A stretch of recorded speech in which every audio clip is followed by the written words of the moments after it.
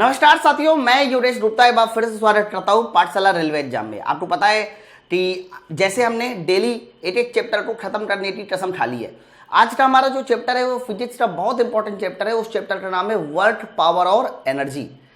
आज थोड़ी सी मेरी तबीयत सही नहीं है, आपको लगेगा कि गले में भी खराश है और काफ़ी ज़्यादा सर भी दर्द कर रहा है, लेकिन कोई बात नहीं, हम लोग क्लास लेंगे। इसलिए ना, क्योंकि कोई भी चैप्टर छूटना नहीं चाहिए। अगर मैंने आपको शुरू में 25 चैप्टर के नाम बता रखे हैं तो वो सारे के सारे 25 चैप्टर मैं आपको सॉल्व कराऊंगा, और वो भी बेस्ट एक्सप्लेनेशन के साथ। ओके, बाकी जितने भी बच्चे नए हैं और जिन्होंने अभी तक कहीं पढ़ाई नहीं कर रखी है या फिर पढ़ाई कर रखी है और वो ये चाहते हैं कि मुझे थोड़ा और अच्छा बढ़िया पढ़ना है, तो वो सारे के सारे बच्चे माई पाठशाला एप्लीकेशन को डाउनलोड करके हमारे इस ऑफर का लाभ उठा सकते हैं।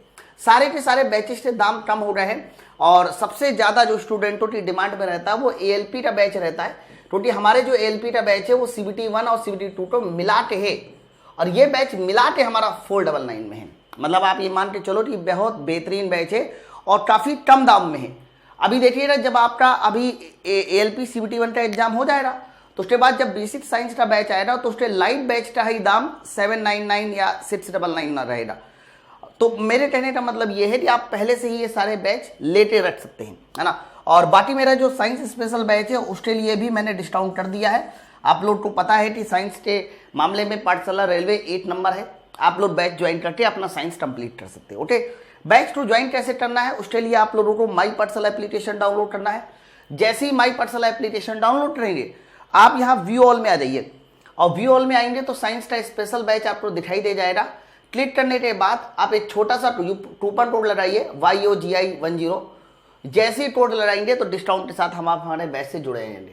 बहुत सारे बच्चों ने इस बैच को रेटिंग कर रखा है, आप देख पा रहे हैं 138 लोगों ने रेट कर रखा है। मतलब 138 अगर बच्चों ने एप्लीकेशन पे जाके रेटिंग कर रखा है, जिनको अधिकार है हमारे पेड बैच को रेट करने का, उन्होंने ये बात बोल रखी है, तो आप समझ सकते हैं कि कितनी बड़ी बात है। ओके, तो चलो फिर आज का हमारा जो चैप्टर है वो वर्क, पावर और एनर्जी है।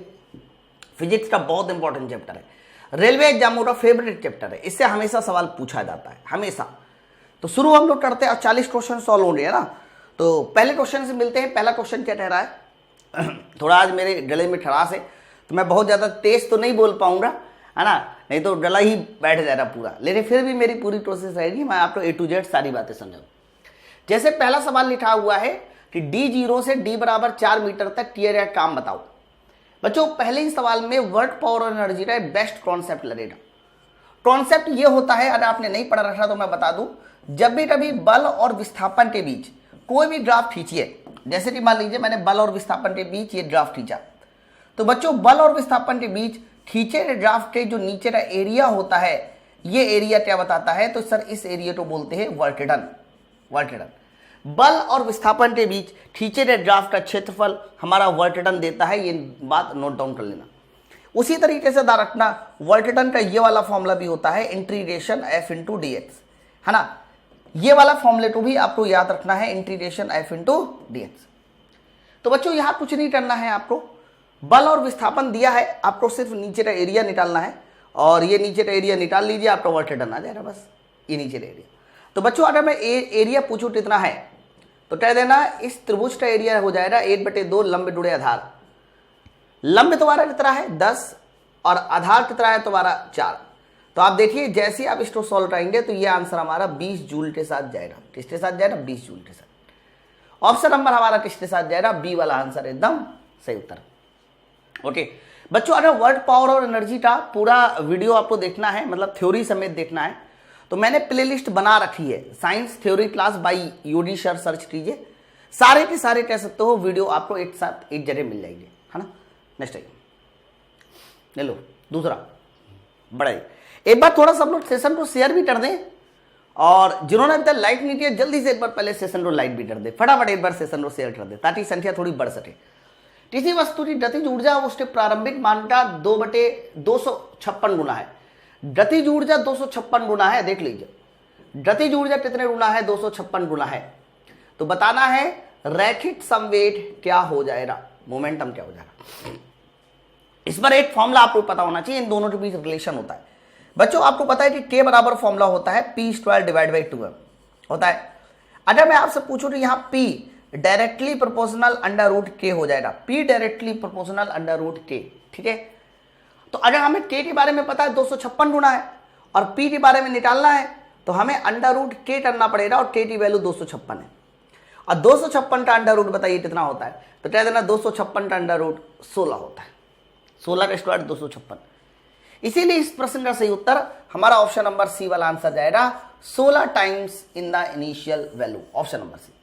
ओके, वर्क पावर और एनर्जी का चैप्टर है, इसलिए इसमें ज्यादातर फॉर्मूले एनर्जी के, kinetic energy, potential energy, work, इनके लगेंगे।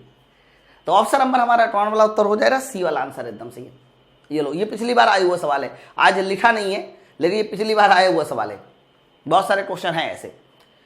In the physics work done is defined, physics में वर्क डन कब होता है बच्चों? आपको पता है कि वर्क डन का फॉर्मूला होता है बल गुणे विस्थापन आधे cos थीटा। मतलब कहने का ये है कि जब हमारे पास फोर्स होगा, डिस्प्लेसमेंट होगा और थीटा होगा तभी तो वर्क डन होगा।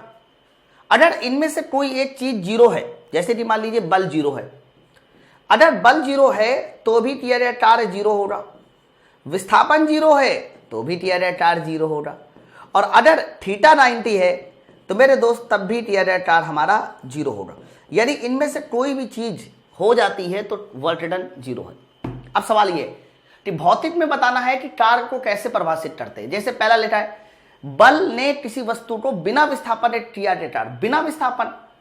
बच्चों अगर विस्थापन तुम्हारा जीरो है तो बिना विस्थापन के कार्य नहीं हो सकता, टीयर या कार्य गलत है, बिना विस्थापन के कभी कार्य नहीं होगा। केवल जब कोई वस्तु में विस्थापित होती है, केवल विस्थापित होती है, गलत। बल कहां आएगा? केवल विस्थापित होने से कोई कार्य नहीं होता। जैसे कि मैं कह दूं कि मैं एक समान वेलोसिटी के साथ चल रहा हूं, कितना कार्य हुआ? कोई कार्य नहीं हुआ। वेलोसिटी समान है, कोई कार्य नहीं हुआ, है ना।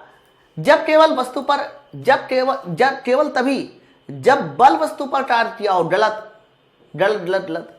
अब आप बताओ केवल बल काम करेगा तो क्या कार्य होगा?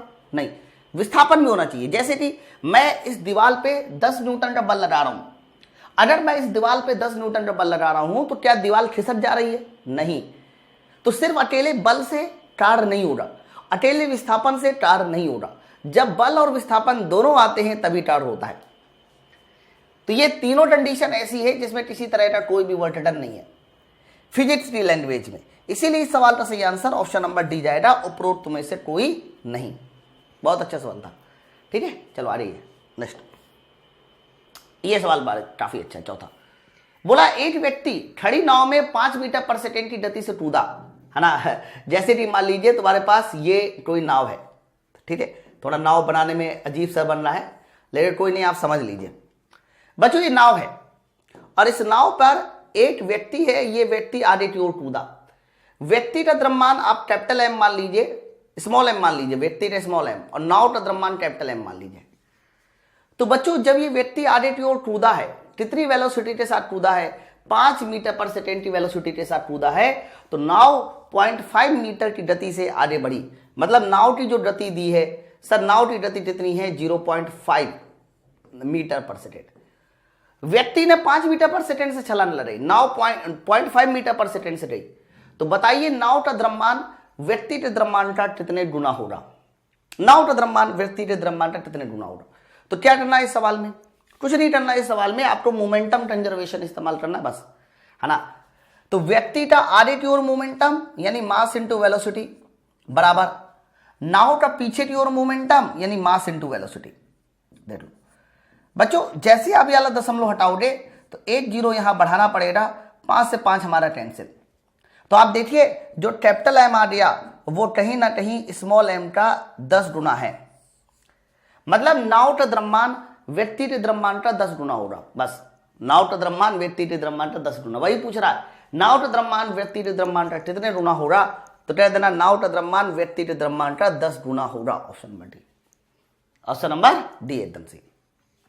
अरे चलो 5वां नंबर लगाइए, ट्राई किया। 5वां नंबर सवाल एकदम आसान है, औसत शक्ति पूछी जा रही है। ठीक है क्या बात है। एक बार थोड़ा सेशन को और शेयर करो भाई सब लोग फटाफट। बच्चों पावर के मैं कई सारे फॉर्मूले बताता हूं। पावर का पहला फॉर्मूला होता है work upon time. Work upon time ये हमारे पावर का पहला फॉर्मूला है। पावर का दूसरा फॉर्मूला होता है फोर्स इंटू वेलोसिटी, ये भी होता है। हाँ, पावर का एक और फॉर्मूला याद रखिए बच्चों, पावर का ये वाला फॉर्मूला भी बहुत इंपॉर्टेंट है, mgh अपॉन टी। ये तीनों फॉर्मूले हमारे पावर के हैं और ये तीनों फॉर्मूले बहुत ज्यादा इंपॉर्टेंट है। ये तीनों फॉर्मूले कई बार यूज भी किए जाते हैं। तो सवाल ये था क्वेश्चन नंबर 5वें में कि शक्ति किसके बराबर होगी, तो पावर अपॉन टाइम, ये पावर बराबर वर्क अपॉन टाइम। अच्छा, कई बार वर्क की जगह पे हम लोग क्या लिख सकते हैं बच्चों, जो ऊपर वर्क है ना, इस वर्क की जगह पे कई बार हम लोग एनर्जी भी कर सकते हैं। एनर्जी अपॉन टाइम अगर ये भी लिखा हो तो मेरे भाई ये भी हमारी क्या होती है, पावर ही होती है ना। तो total energy upon time, total energy upon time, ये देखिए हमारा ऑप्शन नंबर डी वाला आंसर एकदम सही है, और कोई उत्तर सही नहीं है। चलिए नेक्स्ट है, हेलो 6वां नंबर बताइए। इंपॉर्टेंट है यार, बहुत ज्यादा इंपॉर्टेंट है, काफी ज्यादा इंपॉर्टेंट है। एक गेंद को 5 मीटर की ऊंचाई से गिराया जाता है तो यह 1.5 मीटर की ऊंचाई तक उछलती है। यानी जब किसी बॉल को आपने कितने मीटर की ऊंचाई से गिराया, 5 मीटर की ऊंचाई से, 5 मीटर की ऊंचाई से गिराया, h1 तुम्हारा 5 मीटर हो गया, तो ये जमीन से टकराने के बाद कितने मीटर ऊपर जाके उछलती है, 1.8 मीटर जाके उछलती है। ये हमारा h2 हो गया, है ना। आगे क्या बोला जा रहा है, तब टकराव से पहले और टकराव के बाद वेग का अनुपात बताइए, है ना। बच्चों टकराव से पहले अगर वेलोसिटी v1 है और टकराव के बाद वेलोसिटी v2 है, तो टकराव से पहले, टकराव के बाद और टकराव से पहले वेग का अनुपात, यानी टकराव के बाद मतलब v2 डिवाइड बाई v1, ये रेशियो तुमसे पूछ रहा है। लग जाएगा, हाँ सर लग जाएगा, कोई दिक्कत नहीं। बच्चों टकराव के बाद और टकराव से पहले, अब देखो पता है लगेगा कैसे, मैं बताता हूं, देखो ध्यान सुनो बच्चों। टकराव से पहले जो v1 वेलोसिटी होगी वो कुछ और नहीं √2gh1 होगी। तुम्हें ये बात पता है, जब भी कभी h ऊंचाई से कोई बॉल गिराई जाती है तो अंतिम वेलोसिटी √2gh1। उसी तरीके से अगर v2 का मान पूछे कि v2 का मान कितना हो जाएगा, √2gh2, ये हो जाएगा। अब अकॉर्डिंग टू क्वेश्चन आपको v2 डिवाइड बाई v1 चाहिए, तो जब आप v2 डिवाइड बाई v1 चाहोगे तो अंडर यहां पर आ जाएगा h2 divide by h1, h2 divide by h1 हो जाएगा, ये हो जाएगा, है ना। h2 का मान बताइए कितना, 1.8 और h1 का मान 5, तो हम लोग ऊपर 1.8 कर दिया और नीचे बताइए 5 कर दिया।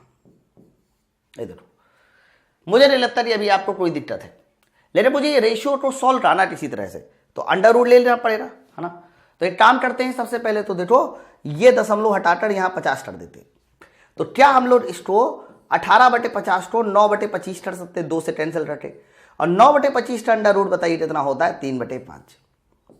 देख लो 9/25 का अंडर रूट कितना होता है, 3/5 होता है ना। ठीक है, क्लियर हो गया, एक बार बताओ जल्दी से। तो 9/5 का अंडर रूट 3/5, ये देखिए ऑप्शन नंबर ए आंसर इसका एकदम सही हो।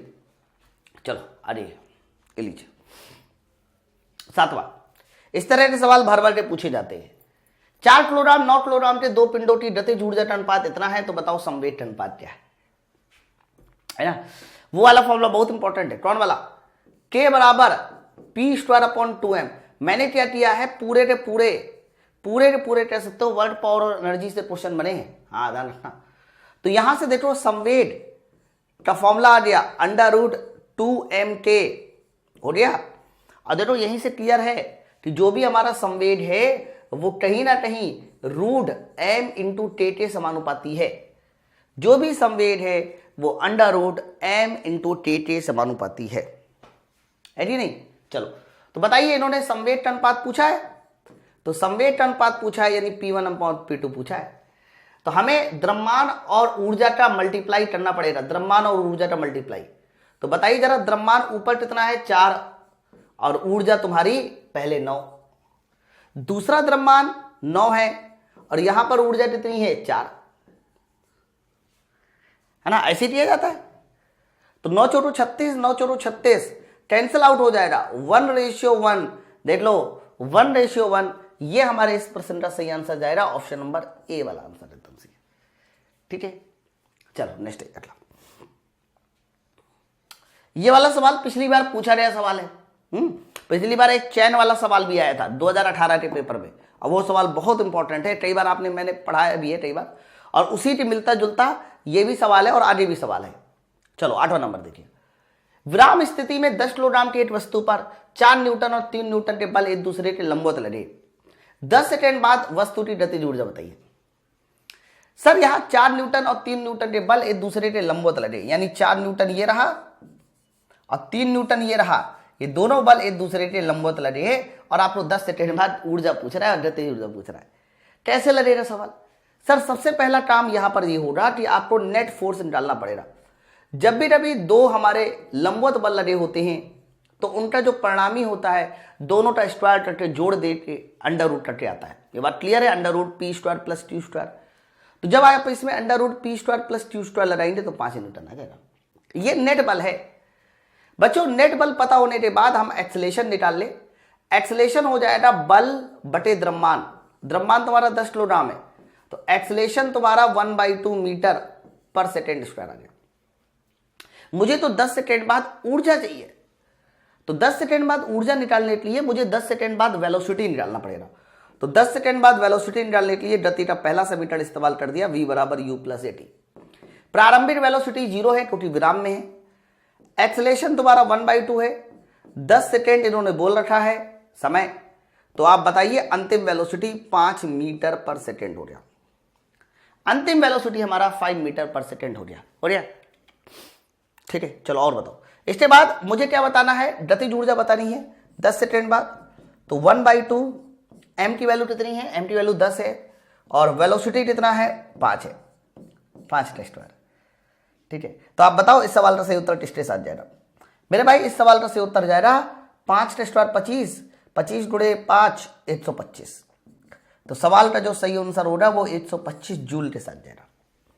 125 जूल ये हमारा इस सवाल का सही उत्तर है। ठीक है ना, बहुत बेहतरीन सवाल था। 125 जूल। नेक्स्ट आइए, ये लो 9वां, ट्राई कीजिए। क्या कहता है क्वेश्चन नंबर 9? पढ़िए, ये भी बढ़िया सवाल है। बताओ किसी वस्तु पर टीयर या कार बढ़ जाए तो उससे संबंधित ऊर्जा क्या हो जाएगी? कार बढ़ गया, ऊर्जा बतानी है ना। तो यहां वर्क पावर और एनर्जी का फॉर्मूला लगाइए। वर्क पावर और एनर्जी कहलाता है कि जो भी वर्क होता है वो चेंज इन काइनेटिक एनर्जी के बराबर होता है। टीयर या car change in kinetic energy के बराबर होता है। तो जब भी कभी आप कार्य करते हो ना तो वो उसकी गतिज ऊर्जा में वृद्धि लेके आता है। जैसे कि किसी वस्तु में आपने कार्य किया मतलब बल लगाया तो वो उसकी गतिज ऊर्जा बढ़ा देगा। ठीक है, गतिज ऊर्जा बढ़ा देगा, तो गतिज ऊर्जा में वृद्धि हो जाएगी। ऑप्शन नंबर हमारा किसके साथ जाएगा? बी वाला आंसर एकदम सही है, ऑप्शन नंबर बी। नेक्स्ट ये लो 10वां, ये भी बढ़िया सवाल है। एक पिंड को लंबवत ऊपर की ओर फेंका जाता है तो इसके उत्थान के दौरान स्थितिज ऊर्जा और यांत्रिक ऊर्जा में क्या फर्क आएगा? भाई आपको पता है कि जो भी हमारी यांत्रिक ऊर्जा होती है, मैकेनिकल एनर्जी होती है, वो तुम्हारी गतिज ऊर्जा और स्थितिज ऊर्जा इन दोनों का योगफल होती है ना। मैकेनिकल एनर्जी गतिज ऊर्जा और स्थितिज ऊर्जा का योगफल होती है। सवाल क्या है? यदि किसी पिंड को ऊपर की ओर फेंका जाता है तो उत्थान के दौरान स्थितिज ऊर्जा यांत्रिक ऊर्जा बताइए। तो मान लीजिए कोई बॉल हमने ऐसे ऊपर की ओर फेंकी, ऐसे ऊपर की ओर, तो बच्चों जब किसी बॉल को हम ऊपर की ओर फेंकते हैं ना, ध्यान सुनो, तो ऊंचाई बढ़ने की वजह से इसकी स्थितिज ऊर्जा क्या होती है? बढ़ती है ना। स्थितिज ऊर्जा बढ़ेगी तो गतिज ऊर्जा हमारी घटेगी। लेकिन अगर मैकेनिकल एनर्जी की बात करते हैं, इन दोनों का योगफल मैकेनिकल एनर्जी कैसी रहेगी? तो कह देना मैकेनिकल एनर्जी हमारी कांस्टेंट रहेगी। मैकेनिकल एनर्जी कैसी रहेगी? कांस्टेंट। तो उन्होंने किसके बारे में पूछा है? स्थितिज ऊर्जा के बारे में पूछा है, मैकेनिकल एनर्जी के बारे में पूछा है। तो स्थितिज ऊर्जा बढ़ रही है, मैकेनिकल एनर्जी सेम है। देखो ऑप्शन नंबर बी इसका सही है। ऑप्शन नंबर कौन सा सही है? बी सही है। ठीक है, नेक्स्ट आइए अगला, चलो 11वां। अच्छा सवाल ये भी 11वां नंबर सवाल ये है कि एक धातु की गेंद 32 मीटर की ऊंचाई से स्टील की प्लेट पे गिरती है। 32 मीटर की ऊंचाई से गिरी फिर आगे लिखा है यदि प्रत्यय नयन गुणांक 0.5 है तो दूसरी उछाल के बाद बताइए गेंद किस ऊंचाई तक बढ़ेगी। दूसरी उछाल के बाद बोल रहा पहली नहीं दूसरी। तो आपने बॉल को कितने मीटर की ऊंचाई से ड्रॉप किया है, तो कहते ना बॉल को हमने जो गिराया है ना सर वो 32 मीटर की ऊंचाई से गिराया है ऐसे, तो 32 मीटर की ऊंचाई के साथ बॉल हमारी गिराई जाएगी। तो पहला ड्रॉप ये हो गया ऐसे टकराने के बाद, यहां ये पहली टक्कर हो रही, फिर इस तरीके से दूसरी टक्कर लगेगी ऐसे ऐसे। तो पहली टक्कर के बाद नहीं पूछ रहा, दूसरी टक्कर के बाद पूछ रहा है कि बताइए दूसरी टक्कर के बाद बॉल कितना ऊंचाई पे जाएगा, है ना। तो टकराने के बाद बॉल कितनी ऊंचाई पर जाता है उसके लिए एक फॉर्मूला होता है। तो टकराने के बाद ऊंचाई अगर ज्ञात करनी है तो टकराने की पहले वाली ऊंचाई में ई स्क्वायर का मल्टीप्लाई कर देते हैं, ये फॉर्मूला होता है। टकराने के बाद की ऊंचाई ज्ञात करनी है तो टकराने के पहले वाली ऊंचाई में ई स्क्वायर का मल्टीप्लाई कर देते हैं। बच्चों ई की वैल्यू 0.5 है मतलब 1/2। तो अगर मुझे पहली टक्कर के बाद पूछा जाता तो पहली टक्कर के बाद 32 और 0.5 यानी 1/2 का स्क्वायर करना होता। तो ये जो मान आएगा ये 8 मीटर जो है ये पहली टक्कर के बाद उछाल है, क्योंकि हमने ई स्क्वायर का मल्टीप्लाई किया, समझे नहीं। तो पहली टक्कर के बाद ऊंचाई पूछी जाती तो ये 8 मीटर होती, लेकिन हमें तो दूसरी टक्कर के बाद बताना है। तो बच्चों दूसरी टक्कर के बाद ये ऊंचाई चाहिए, तो फिर आप पहले वाली ऊंचाई यानी 8 मीटर में फिर से तुम्हें ई स्क्वायर का मल्टीप्लाई करना पड़ेगा। ऐसे ही और आगे करते जाइए, समझे ना। तो आप बताओ क्या हो जाएगा। तो 8 और यहां पर हो जाएगा 1/2 का स्क्वायर कितना हो जाएगा 1/4। तो यहां पर बताइए दूसरी टक्कर के बाद 2 मीटर आ जाएगा, है ना। तो पुरानी वाली जो ऊंचाई है उसमें ई स्क्वायर का मल्टीप्लाई कर दीजिए, आपको बाद वाली यानी टक्कर के बाद की ऊंचाई पता चल जाती है ना। तो सर सवाल में दूसरी उछाल के बाद बोला है, पहली नहीं दूसरी, इसीलिए इस सवाल का सही उत्तर हमारा 2 मीटर के साथ जाएगा। किसके साथ जाएगा 2 मीटर के साथ जाएगा। चलो आगे बढ़े, नेक्स्ट है अगला, ये लो 12वां इंपॉर्टेंट सवाल है, पिछली बार पूछा गया सवाल है और बहुत बढ़िया सवाल है, ठीक है, वेरी गुड।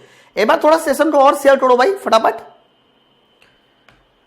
एक आदमी जिसका भार 60 किलोग्राम है, 30 सीढ़ियां चढ़ता है, प्रत्येक सीढ़ी की ऊंचाई 20 सेंटीमीटर है, 20 सेकंड में चढ़ जाता है, तो बताइए कार्य और सामर्थ्य क्या हो रहा। ऐसे सवालों में सबसे पहले तो टोटल ऊंचाई देखा कीजिए कि टोटल ऊंचाई कितनी चढ़ रहा है। तो बच्चों एक सीढ़ी की ऊंचाई 20 सेंटीमीटर है और टोटल 30 सीढ़ियां हैं, तो बताइए जरा टोटल ऊंचाई जो चढ़ेगा वो 600 सेंटीमीटर चढ़ेगा। सबसे पहले तो सेंटीमीटर में 600 है तो इसको मीटर बना लीजिए, तो बताइए अगर इसको मीटर बनाया जाएगा तो मीटर में कितना आ जाएगा 6 मीटर। अब पूरी कैलकुलेशन तुम्हारी 6 मीटर से होगी। चलो भाई तो टी आर टार बताइए। अगर मैं टी आर टार डब्ल्यू पूछूं तो डब्ल्यू बराबर बताइए क्या हो जाएगा mgh। एम कितना है 60 किलोग्राम, जी की वैल्यू 10, एच का मान 6। तो आप बताइए यहां पर उत्तर किसके साथ जाएगा, ये आंसर हमारा 3600 जूल के साथ जाएगा। 3600 जूल, समझे ना, 3600 जूल हमारा वर्क डन है। बट अगर यही पावर पूछता, सामर्थ्य पूछता, तो सामर्थ्य के लिए वर्क डन अपॉन टाइम करना होता।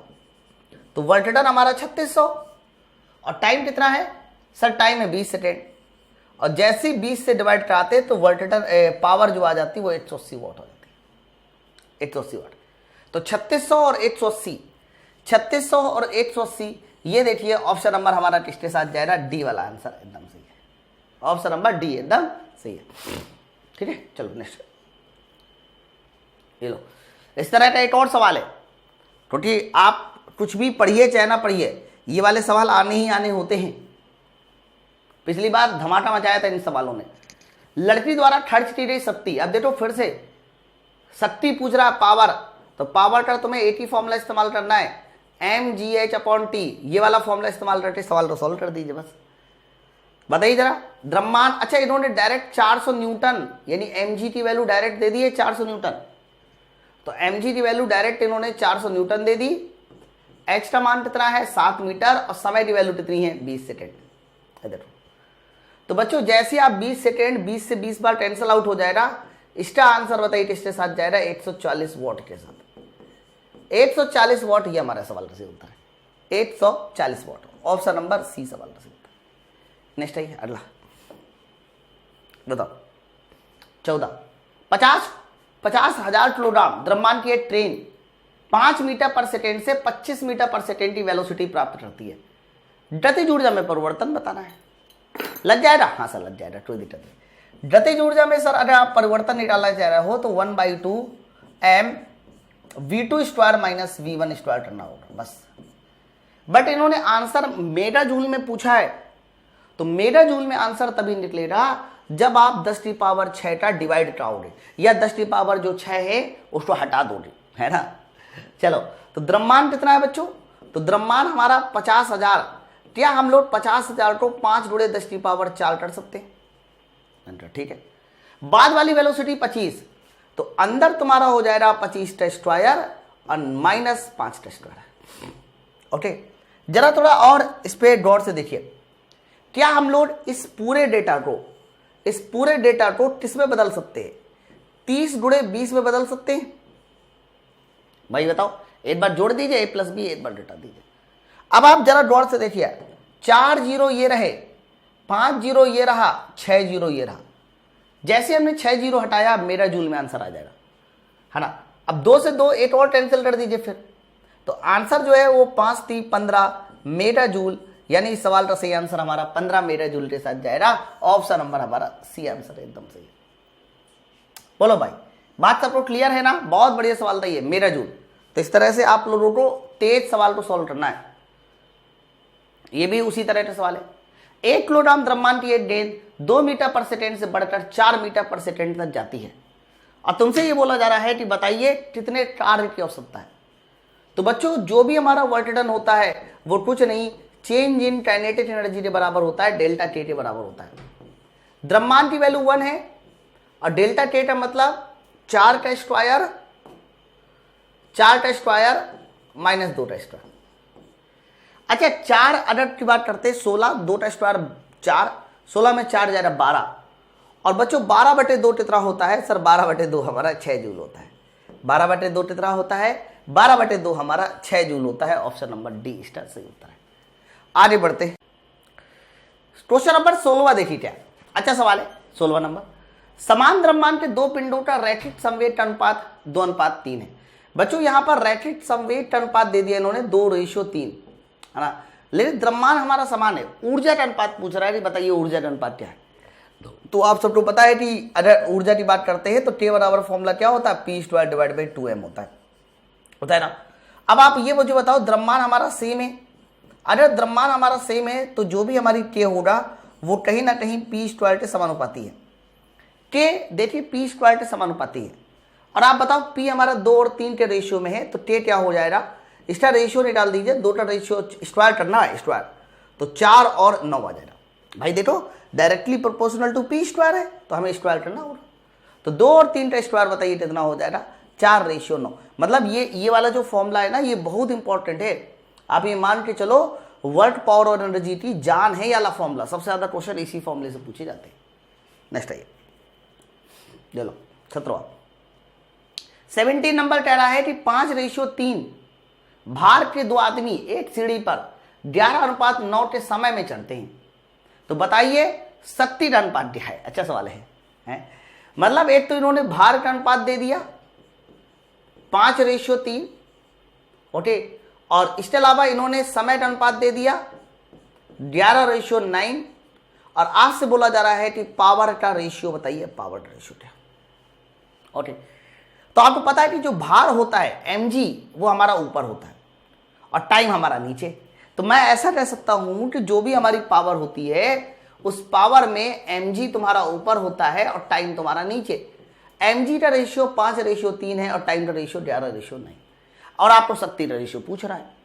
तो आप क्या करना चाहिए सर? ऊपर इनका डिवाइड करा दीजिए, कुल मिलाते हैं, तो 5/11 ये हो जाएगा और 3:9 ये हो जाएगा, बस खेल खत्म। लेकिन इसको थोड़ा सही करना रहेगा। तो आप बताओ 3:9 ये हमारा 3 बार कैंसिल, 33 का मल्टीप्लाई कर दीजिए ऊपर, तो ये या ऐसे तिरछा मल्टीप्लाई कर दीजिए, यहाँ हमारा 15 हो जाएगा और यहाँ तुम्हारा 11।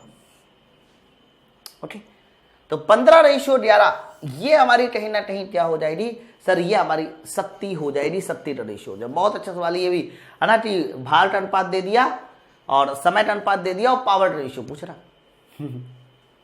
चलो नेक्स्ट है 18वां, बोला ये जा रहा है कि इनमें से कौन सा कथन गलत कथन की पहचान के लिए सही नहीं, आपको गलत बताना। ओके, जैसे पहला लिखा है वर्क बराबर समय इंटू शक्ति, ऐसे कई सारे मान लिखे, आपको गलत बताना है। क्या ये सही है? हाँ ये एकदम सही है भाई, शक्ति बराबर होता है कार्य बटे समय, ये सही है। कार्य work is equal to power spent per unit time, ये गलत कह दिया, ये गलत है, उल्टा कह दिया। The unit of work and kinetic energy same, ये देखो एकदम सेम, सही है एकदम। यूनिट जो है कार्य की और काइनेटिक एनर्जी की सेम होती है। The unit of work and potential energy is same, ये भी एकदम सही है, बट ये उल्टा कह दिया। पता है यानी डेफिनेशन में क्या बोला जा रहा है, work is equal to power spent per unit time, कुछ ऐसी डेफिनेशन है। क्या ऐसी डेफिनेशन सही है? नहीं सर, ये उल्टी लिखी है ना। पावर बराबर होता है वर्क अपॉन टाइम, वर्क बराबर पावर अपॉन टाइम थोड़ी ना होता है।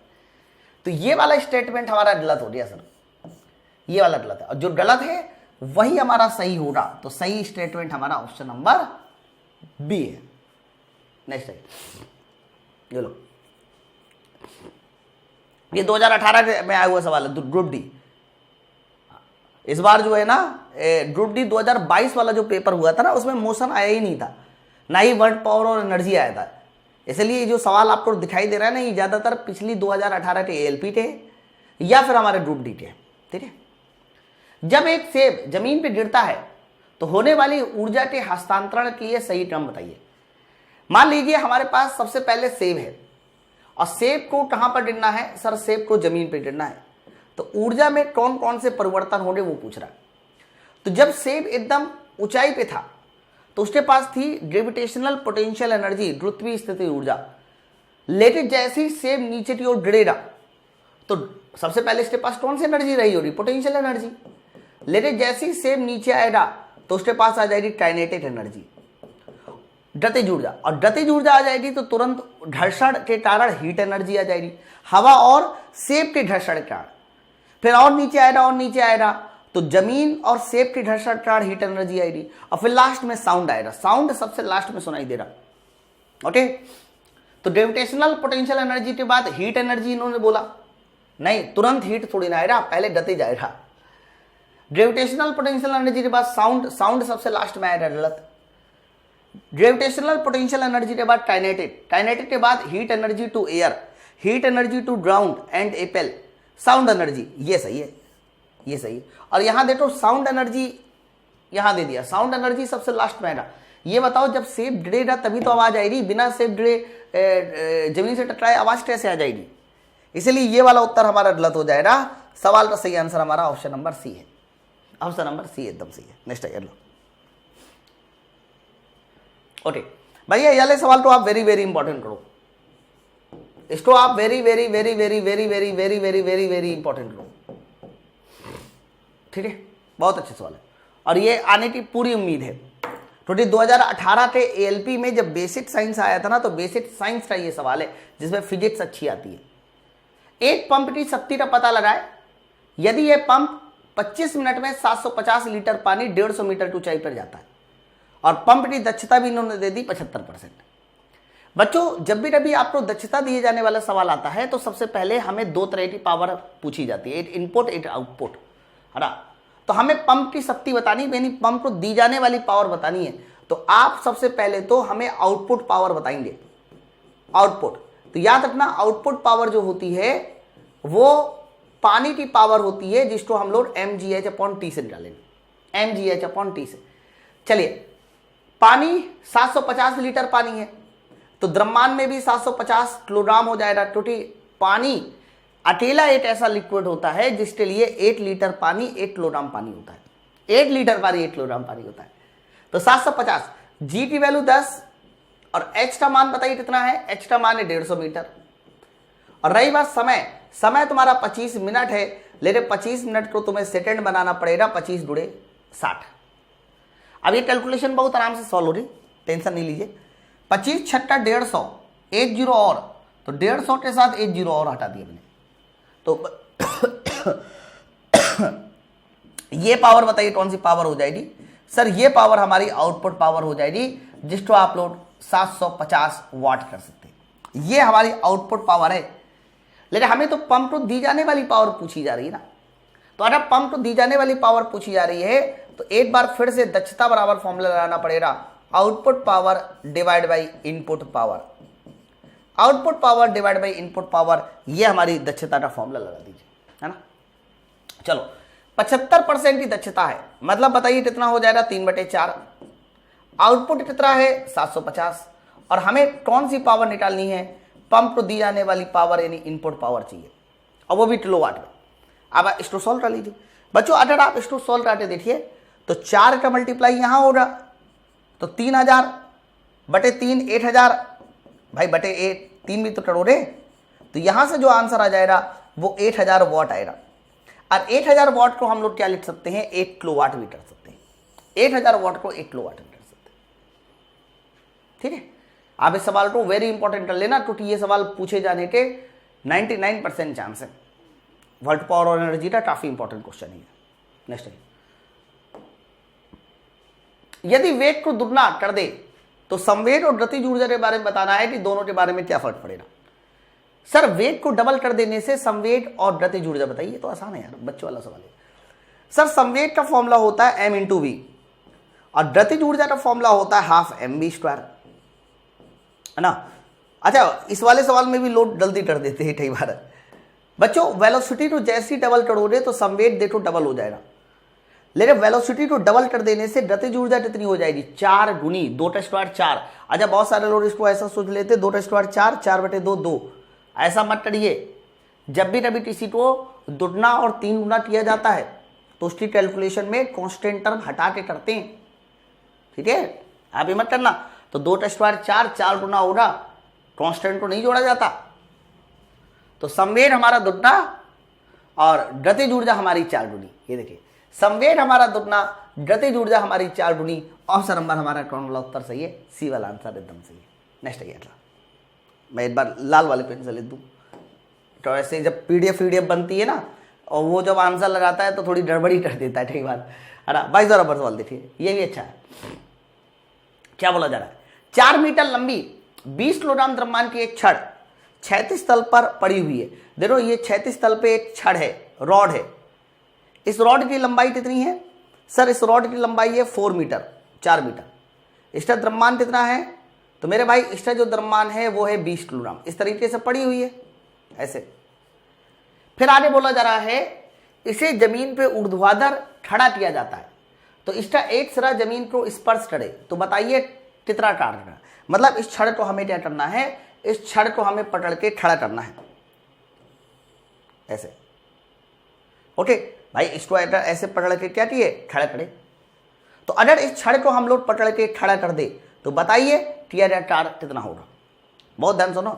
तो बच्चों जब आप इसको खड़ा करोगे ना, तो खड़ा करते समय आपको बस ये देखना है कि सेंटर ऑफ ग्रेविटी कहां चला गया, क्योंकि किसी भी वस्तु का द्रव्यमान हम लोग हमेशा सेंटर ऑफ ग्रेविटी पर ही मानते हैं, है ना। तो पहले सेंटर ऑफ ग्रेविटी ये था, समझना, जहां पर पूरा भार काम करेगा, और जैसे ही आपने इसको खड़ा कर दिया तो आप बताओ सेंटर ऑफ ग्रेविटी यहां चला गया। मतलब अगर मैं पूछूं कि ये हाइट कितनी होनी चाहिए, तो कह देना ये हाइट हमारी 2 मीटर होगी। तो आप इस बात को ऐसे समझ सकते हो कि 20 किलोग्राम द्रव्यमान की किसी वस्तु को हमने 2 मीटर ऊंचाई तक फेंक दिया, या 2 मीटर ऊंचाई तक रख दिया, है ना। तो जब भी कभी कोई वस्तु दी होती है ना, तो वहां पर हम लोग क्या करते हैं? उसका सेंटर ऑफ ग्रेविटी से कैलकुलेशन करते हैं। इस बात को ध्यान रखना हमेशा। तो सेंटर ऑफ ग्रेविटी 2 मीटर ऊपर हो गया, इसीलिए जब आप इसका टार्क निकालोगे mgh वाला फॉर्मूला इस्तेमाल करोगे, तो m की वैल्यू तो 20 रखोगे, g की वैल्यू 10 रखोगे, लेकिन h का मान कितना रखोगे? सर h का मान 2 मीटर रखा जाएगा, 2 से 4 मत रख देना, सवाल गलत हो जाएगा। तो आंसर इसका किसके साथ जाएगा? 400 जूल के साथ जाएगा। ये सवाल का उत्तर 400 जूल। बट आपको 400 जूल कहीं ऑप्शन में नहीं है, तो 392 लगा दीजिए। इसलिए ऐसा किया जा रहा है कि जी की वैल्यू 9.8 होती है, कितनी होती है 9.8, और जब 9.8 रखोगे तो 400 ना आते 392 आ जाएगा। चलो नेक्स्ट 23वां, ये लीजिए, ये फॉर्मूला को हेर फेर वाला सवाल है। सवाल लिखा है कि m द्रव्यमान का एक कण r त्रिज्या के एक समान वृत्तीय गति पर मोशन कर रहा है, रैखिक संवेग इतना है, तो काम करने वाला त्रिज्यीय बल बता रहा है कि त्रिज्यीय बल कितना है। बच्चों त्रिज्यीय बल, रेडियल फोर्स, ये सब हमारे फोर्स कौन से फोर्स होते हैं, ये सब हमारे सेंट्रीफ्यूगल फोर्स होते हैं, रेडियल फोर्स, त्रिज्यीय बल। तो वैसे तो सेंट्रीफ्यूगल फोर्स का जो फॉर्मूला होता है वो क्या होता है, mv²/r होता है।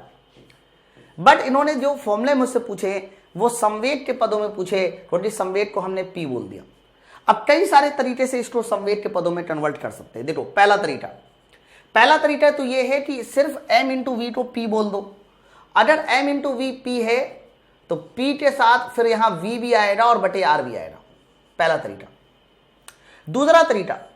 दूसरा तरीका m का ऊपर नीचे मल्टीप्लाई कर दो, तो ऊपर नीचे m का मल्टीप्लाई करेंगे तो m² v² हो जाएगा, जिसे आप ऊपर p² कर सकते हैं और नीचे हमारा mr हो जाएगा। इन दो तरीके से हम लोग अपने इस फोर्स के फॉर्मूले को कन्वर्ट कर सकते हैं।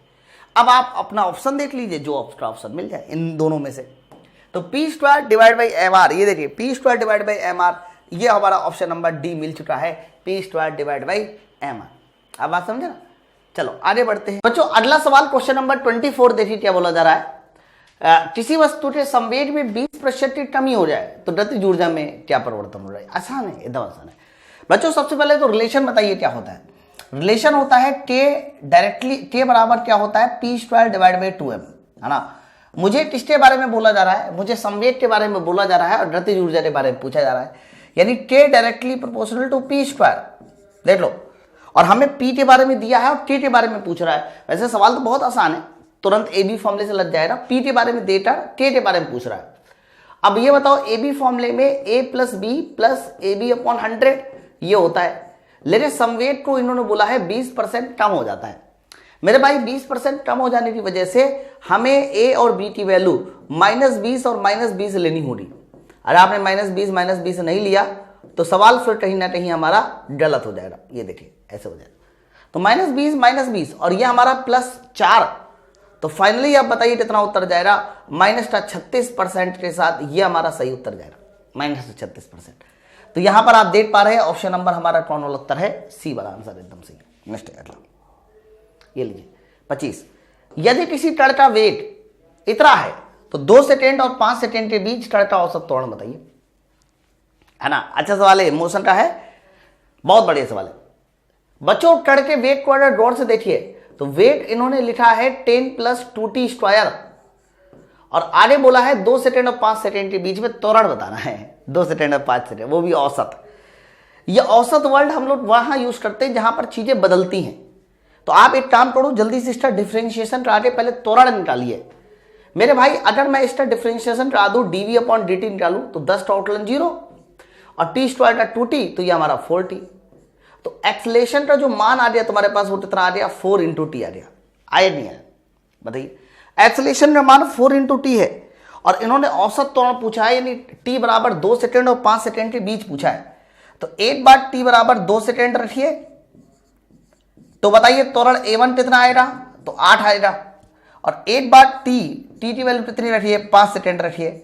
तो जैसे ही आप 5 सेकेंड रखेंगे तो 5 × 20, यहां पर एक्सेलेरेशन 20। हमने 2 सेकेंड और 5 सेकेंड रखकर एक्सेलेरेशन के मान निकाल लिए, एक्सेलेरेशन के मान कितने होंगे। अब आप ये बताओ, एक्सेलेरेशन के तुम्हारे पास 2 मान आए, एक तो 8 आया और दूसरा बताइए कितना आया, 20 आया। तो दोनों का औसत ले लीजिए। आप बताओ इन दोनों का अगर मैं एवरेज पूछूं कितना हो जाएगा, तो कहना इन दोनों का एवरेज हो जाएगा 20 + 8 28 और डिवाइड बाई 2, 28 डिवाइड बाई 2 बताइए कितना होता है, 14। 28 डिवाइड बाई 2 कितना होता है, 14 होता है। ये हमारे सवाल का सही उत्तर है, option number D, option number D. Next 26, बेहतरीन सवाल ये भी। निम्नलिखित मात्राओं में से किसके आयाम शेष 3 से भिन्न है, मतलब इनमें से किसी 3 के सेम है और चौथे के भिन्न है। पहला लिखा है एनर्जी पर यूनिट वैल्यूम। बच्चों एनर्जी पर यूनिट वैल्यूम, जिसको आप जूल पर मीटर क्यूब कर सकते हैं, और जूल पर मीटर क्यूब को हम लोग न्यूटन पर मीटर स्क्वायर भी कर सकते हैं, है ना। जूल टू न्यूटन मीटर खोल दीजिए। बल प्रति इकाई क्षेत्रफल। अच्छा, बल प्रति इकाई क्षेत्रफल यानी न्यूटन पर मीटर स्क्वायर, ये देखो ये भी सेम हो गया। सवाल ये था ना आयाम शेष 3 से भिन्न है। अच्छा, कोणीय संवेग पूरी दुनिया को पता है कि कोणीय संवेग क्या होता है सर, कोणीय संवेग जूल सेकेंड होता है। कितना होता है? Joule second. अगर कोणीय संवेग जूल सेकेंड होता है मेरे भाई, तो कोणीय संवेग इनसे भिन्न हो गया ना भाई। आप देखो आंसर 2 तो सही नहीं हो सकते, जब 2 सेम हो गए ये अलग है, तो 101% ऑप्शन नंबर हमारा टेस्ट आ जाएगा, डी वाला आंसर सही है। अब एक और चेक कर लो, वोल्टेज का गुणनफल और आवेश प्रति इकाई आयतन, यानी वोल्टेज इंटू आवेश और प्रति इकाई आयतन यानी पीछे नीचे वैल्यू। ओके, आप जब निकालते देखोगे ना तो ऊपर वाला जो मान आएगा वो कहीं ना कहीं हमारा जूल है। आप चाहो तो करके देख लीजिए, ऊपर वाला जो मान है वो जूल है। कैसे बच्चों? याद करो, वोल्टेज V बराबर होता है W डिवाइड बाई Q। अगर मैं W बराबर पूछूं क्या हो जाएगा? V इंटू क्यू, ये हमारा फॉर्मूला है। V इंटू क्यू की जगह पे हमारा वोल्टटन हो जाएगा बटे नीचे आयतन हो जाएगा, और वोल्टटन बटे आयतन ही तो हमारा जूल पर मीटर क्यूब है। तो ये भी जूल पर मीटर क्यूब है या न्यूटन पर मीटर स्क्वायर है। बट सबसे जो अलग आंसर है वो हमारा एंगुलर मोमेंटम है। एंगुलर मोमेंटम का मात्रक जूल सेकेंड होता है। तो सवाल ये पूछा जा रहा था कि बताइए इनमें से कौन हमारा सबसे अलग है। Option number D. नेक्स्ट अगला।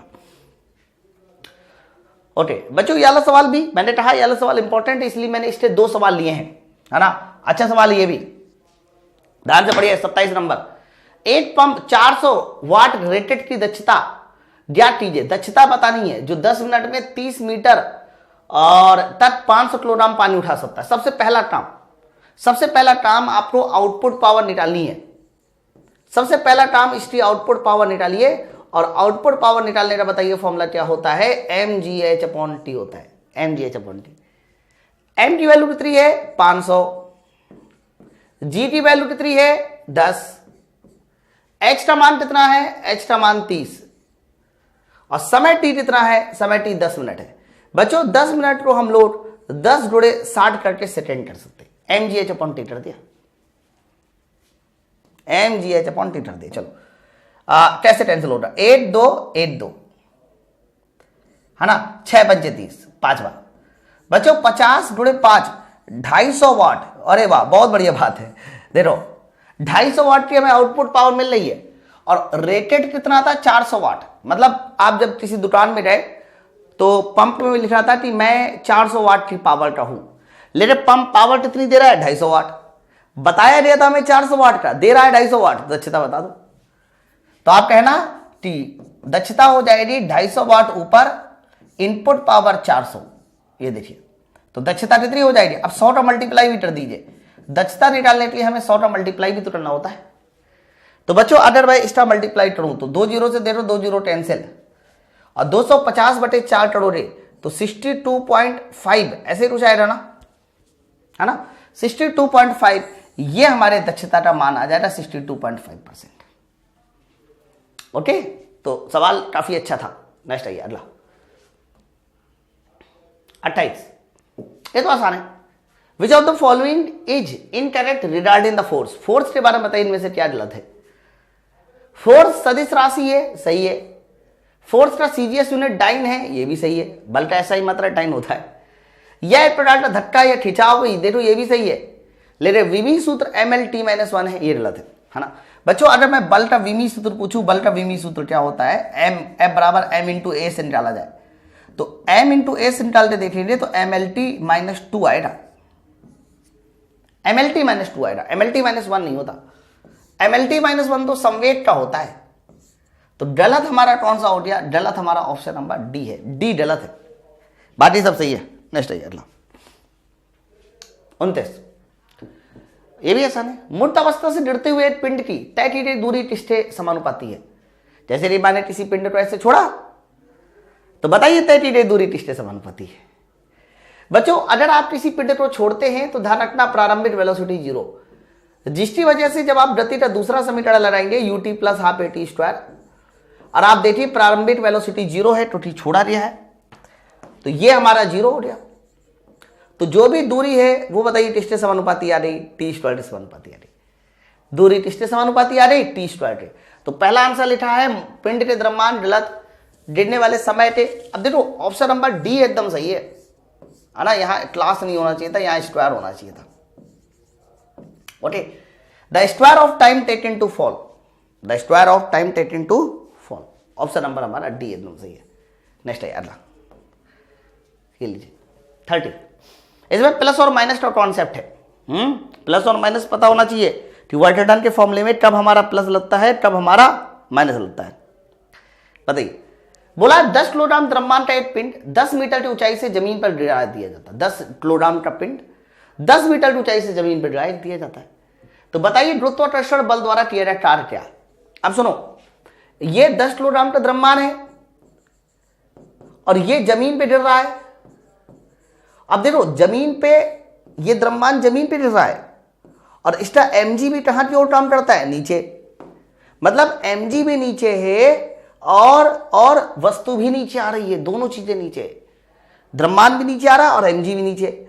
इसका मतलब दोनों के बीच का एंगल थीटा 0 है ना। और जब भी कभी एंगल 0 होता है तो याद रखना तब भी टी आर टार हमारा कैसा होता है, तब टी आर टार हमारा पॉजिटिव। थोड़ी याद करो cos 0 1 होता है, माइनस में थोड़ी ना जाता है। तो आंसर माइनस वाला सही नहीं हो सकता, आंसर माइनस वाला सही नहीं हो सकता। बस अब कुछ नहीं करना यार, प्लस और माइनस पता चले, MGH लगा दो, आंसर आ जाएगा। तो MGH ये वाला फॉर्मूला इस्तेमाल कर दीजिए। द्रव्यमान तुम्हारा 10, G की वैल्यू 9.8, H का मान 10 है ना। तो आंसर किसके साथ जाएगा, आंसर तुम्हारा 980 के साथ जाएगा, 980। लेकिन प्लस में है कि माइनस में, कह देना प्लस में, क्योंकि बॉल भी नीचे आ रही है और उसका जो भार है वो भी नीचे की ओर काम कर रहा है। ऑप्शन नंबर डी एकदम सही है, प्लस 980। नेक्स्ट 31, देखो क्या 31 नंबर सवाल, ये भी एकदम वर्ल्ड पावर और एनर्जी पे है, एकदम सीधा साधा सवाल है, बहुत ज्यादा टफ नहीं है, एकदम आसान है। भूतल से 50 मीटर ऊंचाई पर रखे एक स्थिर गुब्बारे से 2 किलोग्राम के द्रव्यमान पर कठोर पिंड को गिराया जाता है। ठीक है, मतलब हमने 2 किलोग्राम का जो द्रव्यमान है, 2 किलोग्राम का जो द्रव्यमान है वो 50 मीटर की ऊंचाई से गिराया है, 50 मीटर की ऊंचाई से, ऐसे। तो 50 मीटर की ऊंचाई से हमने 2 किलोग्राम के पिंड को इस तरीके से कुछ गिराया है ना। फिर आगे बोला जा रहा है कि जब वह भूतल को छूता है तब पिंड की कुल ऊर्जा, और इसे गुब्बारे से गिराया जाता है जब इसे गुब्बारे से, यहां से पिंड की चाल जब वह भूतल को छूता है। मतलब एक तो पिंड की चाल बताइए जब वह भूतल को छू रहा था, यानी अंतिम चाल बतानी, अंतिम। और आगे लिखा पिंड की कुल ऊर्जा जब इसे गुब्बारे से गिराया जाता है। तो जब इसे गुब्बारे से गिराया गया होगा उस समय तो ऊर्जा इसके पास केवल स्थितिज ऊर्जा थी। तो ऊर्जा के लिए तो हम लोग सीधा सीधा MGH लगा देंगे। द्रव्यमान की वैल्यू 2, G की वैल्यू 10, H का मान 50। ओके, या फिर आप चाहो तो G की वैल्यू 9.8 ले लीजिए, 9.8 ले लीजिए। 9.8 इसलिए ले रहे हैं क्योंकि आंसर ही 9.8 के हिसाब से। और H का मान बताइए कितना है सर, H का मान 50 है। ये देखिए, तो जरा आप इसको सॉल्व करके देखिए। तो जैसे आप इसको सॉल्व करके देखेंगे तो गिराते समय जो ऊर्जा आ जाएगी वो 980 जूल आ जाएगी, 980। तो एक तो ऊर्जा का आंसर 980 सही है, लेकिन वेलोसिटी बतानी है। तो बच्चों अंतिम वेलोसिटी जो होती है उस वेलोसिटी को निकालने का फॉर्मूला होता है रूट के अंदर √2gh, ये फॉर्मूला होता है। ये हमारी अंतिम वेलोसिटी निकालने का फॉर्मूला होता है √2gh। चलो, √2g की वैल्यू 9.8 और h का मान कितना है सर, h का मान है 50। देखो, तो जैसे ही आप इसको सॉल्व कराएंगे तो बताइए अंडर रूट के अंदर आ जाएगा ये हमारा 980। ठीक है, अंडर रूट 980 ये आएगा ना। तो वेलोसिटी अंडर रूट 980, लेकिन ऊर्जा सिर्फ 980 है ना। तो वेलोसिटी अंडर रूट 980, ऊर्जा सिर्फ 980। ये देखिए ऑप्शन नंबर हमारा डी आंसर एकदम सही। तो जैसा सवाल में बोला जा रहा था सेम वैसा ही काम करना है, ना कुछ आगे करना है ना कुछ पीछे करना है, जैसा बोला जा रहा था एकदम वही काम कीजिए। चलो आ जाइए, ये लो 32 नंबर। इसमें कुछ नहीं करना है, सिर्फ आपको बताना है कि किससे कौन मैच करता है। सही उत्तर का मिलान कीजिए, है ना बच्चों। वर्क किसके साथ जाएगा, न्यूटन मीटर के साथ जाएगा। फिर इसके बाद HP 746 के साथ जाएगा। अरे यार ये तो शुरुआत में ए होना चाहिए, लास्ट में डी होना चाहिए। शुरुआत में ए होना चाहिए, लास्ट में डी होना चाहिए। किलोवाट 8000 वॉट के साथ जा रहा, ये तुम्हारा तीसरे सी के साथ जा रहा। जबकि किलोवाट आवर ये 3.6 × 10⁻6 जूल के साथ जा रहा है, ये तुम्हारा बी के साथ जा रहा। ए सी बी डी, ए सी बी डी, ए सी बी डी, ये देखिए ऑप्शन नंबर हमारा ए वाला आंसर एकदम सही उत्तर है, ए सी बी डी। चलो नेक्स्ट 33। हाँ बड़े सवाल है। निम्नलिखित में से किस गतिविधि में पोटेंशियल एनर्जी को गतिज ऊर्जा में परिवर्तित किया जा सकता है? इनमें से वो गतिविधि बताइए जिसमें पोटेंशियल एनर्जी गतिज ऊर्जा बना रही है। टार्च को बंद करने में नहीं, टार्च को बंद करने में तो केमिकल एनर्जी, इलेक्ट्रिकल एनर्जी यही सब आएगा, पोटेंशियल और ये आएगा। पटाखे का विस्फोट, टॉर्च का स्विच, देखो टॉर्च का स्विच भी डला थे, पटाखे का विस्फोट भी डला थे। बच्चों जब विस्फोट होता है ना तो ध्यान रखिएगा, विस्फोट होते समय उसके अंदर की जो केमिकल एनर्जी है वो काइनेटिक एनर्जी बनाती है। लेकिन लोलक का झूलना, बच्चों लोलक का जो झूलना होता है वो कहीं ना कहीं स्थितिज ऊर्जा को गतिज ऊर्जा, गतिज ऊर्जा को स्थितिज ऊर्जा बना सकता है ना। जब कोई भी पेंडुलम इस तरह से मोशन करता है ऐसे, तो याद रखना जब ये पेंडुलम इस तरह से मोशन करता है ना ऐसे, तो पेंडुलम के मोशन करते समय ही हमारी स्थितिज ऊर्जा, गतिज ऊर्जा, गतिज ऊर्जा स्थितिज ऊर्जा बनती है। भाई इस वाली स्थिति में स्थितिज ऊर्जा मैक्सिमम होती है और इस वाली स्थिति में गतिज ऊर्जा मैक्सिमम होती है।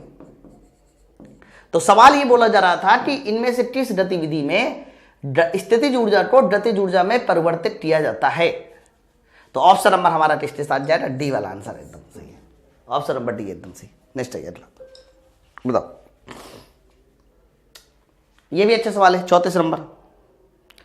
34 नंबर सवाल ये बोला जा रहा है, ध्यान से समझिए, इनमें से कौन सा उदाहरण स्थितिज ऊर्जा का है? पहला है घर की छत पर पड़ी ईंट। अब कोई ईंट अगर घर की छत पर पड़ी है तो उसके अंदर तो स्थितिज ऊर्जा हो रही ना है, ये सही है। फिर अगला है spring watch when wound up, ये भी एकदम सही है। जो हमारी स्प्रिंग वॉच को ऐसे आप घुमा देते हो ना, वो भी हमारी स्थितिज ऊर्जा बनती है। स्प्रिंग के अंदर स्थितिज ऊर्जा होती है और किसी भी स्प्रिंग के अंदर आने वाली स्थितिज ऊर्जा का फॉर्मूला ½ kx² होता है ना। कॉम्प्रेस्ड स्प्रिंग बिल्कुल एकदम सही, ये भी एकदम सही है।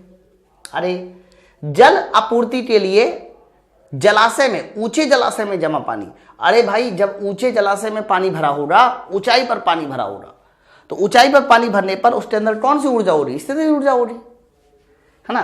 तो ये चारों एग्जाम्पल कहीं ना कहीं हमारे स्थितिज ऊर्जा के एकदम सही एग्जाम्पल है। ऑप्शन नंबर हमारा सी सही है, ऑप्शन नंबर सी सही है, चारों सही है इसके। नेक्स्ट 35। द्रव्यमान m के एक कण को एक समय के लिए स्थिर बल F द्वारा कार्य किया जाता है, स्थिर बल F द्वारा कार्य किया जाता है। एक अंतराल t के बाद उसकी गतिज ऊर्जा बताइए। ओहो, पूरा सवाल फॉर्मूले पर बेस्ड है ना। सबसे पहले क्या करना पड़ेगा? सबसे पहले एक्सेलेरेशन निकालना पड़ेगा। एक्सेलेरेशन हो जाएगा बल बटे द्रव्यमान। फिर आपको t समय बाद अगर गतिज ऊर्जा निकालनी है तो हमें गति का पहला समीकरण लगाना पड़ेगा, v बराबर u प्लस at। प्रारंभिक वेलोसिटी 0, क्योंकि पहले कोई फोर्स नहीं हो रहा तो वेलोसिटी नहीं आएगी। एक्सेलेरेशन F/m इंटू टी, तो यह हमारा हो गया अंतिम वेलोसिटी F/m इंटू टी। सवाल में यह बोला जा रहा था कि t समय बाद इसकी गतिज ऊर्जा बताइए। लग जाएगा? हाँ सर लग जाएगा, कोई बात नहीं। कैसे?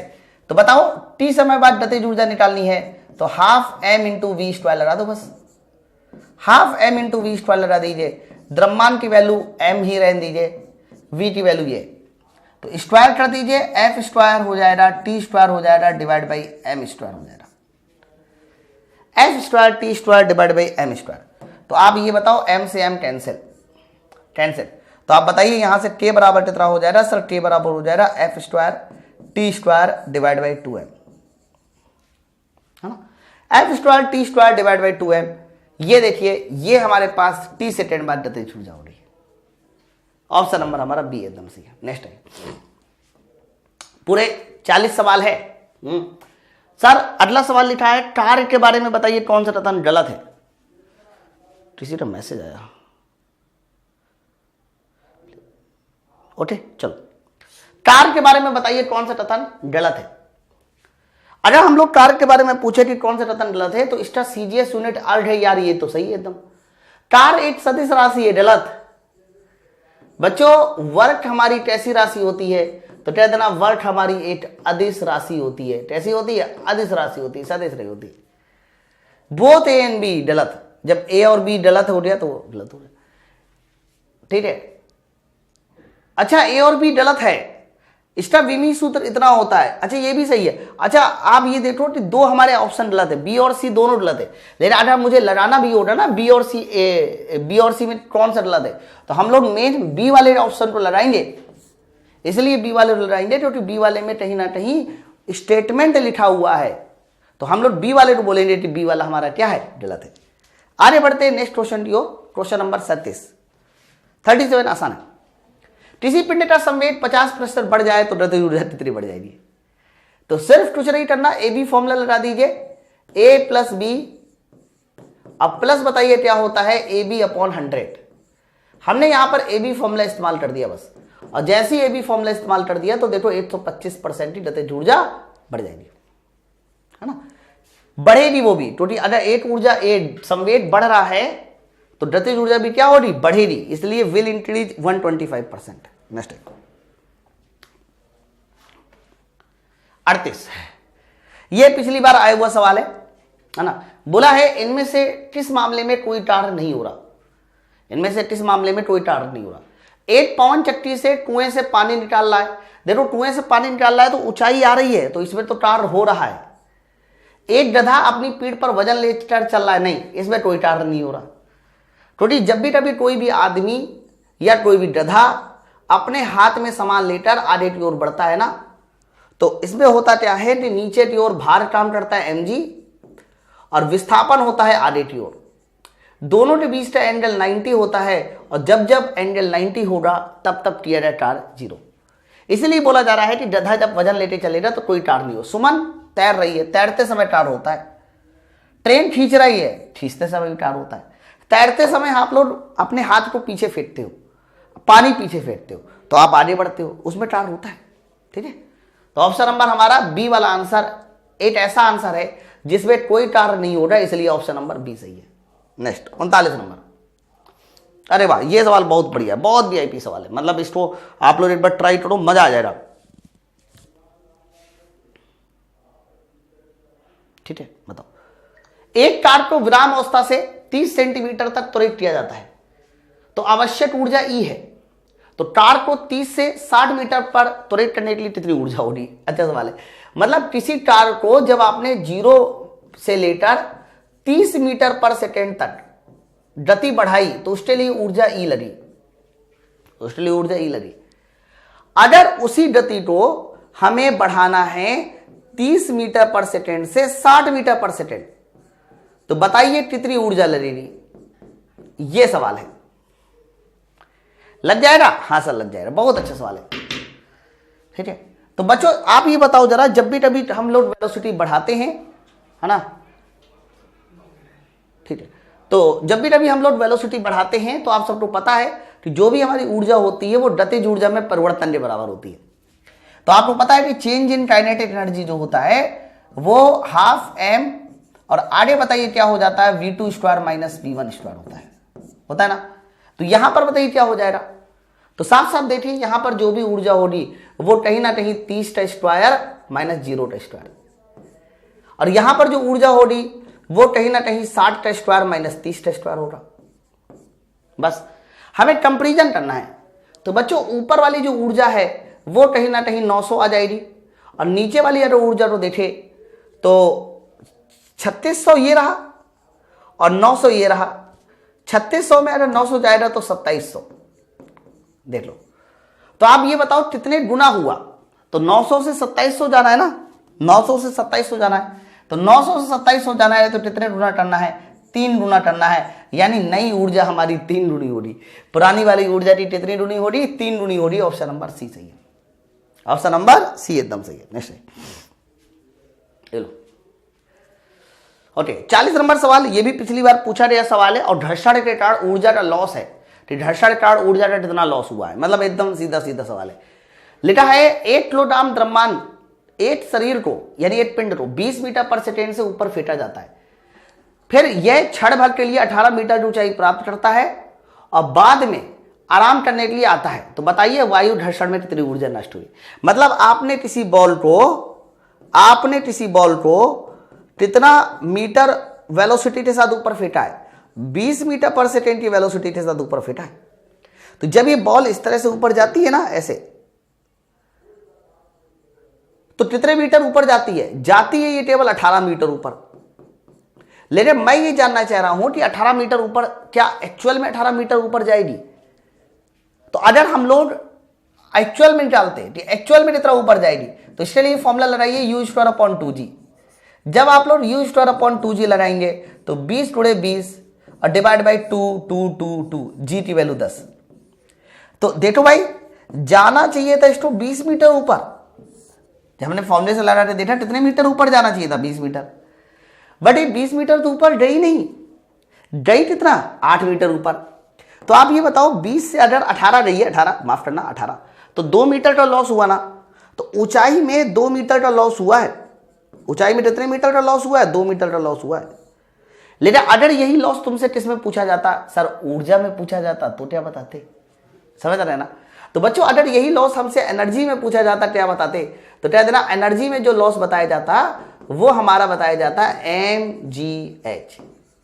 m की वैल्यू 1 किलोग्राम, g की वैल्यू 10 और h का लॉस 2। तो बताइए एनर्जी का लॉस कितना हो जाएगा? 20 जूल। ये हमारे एनर्जी का लॉस है, 20 जूल। इसलिए इस प्रश्न का सही उत्तर हमारा ऑप्शन नंबर ए होगा। ओके, तो बच्चों वर्ल्ड पावर और एनर्जी का भी मैंने आपको चैप्टर फिनिश कर दिया। यहां से हम लोगों के तकरीबन 5 चैप्टर खत्म हो गए। मैंने कहा ना मैं आपको पूरे 25 चैप्टर का रिवीजन कराऊंगा। इसकी प्लेलिस्ट बनी हुई है। ये प्लेलिस्ट आज मैं टेलीग्राम चैनल में भी शेयर कर दूंगा और पिछली वाली पीडीएफ भी सारी आपको मिल ही रही है ना। तो कैसा लगा वीडियो नीचे मुझे सारे बच्चे कमेंट सेक्शन में जरूर बताएं। और मैं ये चाहता हूं कि आप सब लोग अपने दोस्तों के साथ भी इसकी पूरी प्लेलिस्ट को जरूर शेयर करें। रात की जो 9:30 बजे वाली क्लास चलती है उसको जरूर देखिए। 9:30 बजे वाली क्लास में बहुत डिटेल में मैं कॉन्सेप्ट बता रहा हूं, ठीक है। तो चलो फिर हम लोग मिलते हैं अपने नेक्स्ट वीडियो के साथ। और ये सारी की सारी टेस्ट तो, और हाँ, जितने बच्चे नए हैं तो आप लोग मेरे साइंस के बैच से जुड़ सकते हैं, क्योंकि साइंस के बैच में अभी ना डिस्काउंट दे दिया गया है। और आप देख पा रहे हैं कि जहां पर मेरा जो साइंस का बैच पहले चलता था 599 रुपए में, उसी साइंस के बैच को हमने कितना कर दिया है? 399 कर दिया। आप ये बात समझो। इसके अलावा हमारे सारे के सारे बैच के दाम भी कम हो चुके हैं। आप ये सारे के सारे बैच के जो दाम है वो दाम भी मतलब बैच को ज्वाइन कर सकते हैं। फिर भी किसी तरह की कोई दिक्कत आती है तो आप इस नंबर पे ही फोन कर सकते हैं, है ना। चलो फिर मिलते हैं हम लोग नेक्स्ट वीडियो में। Thank you very much.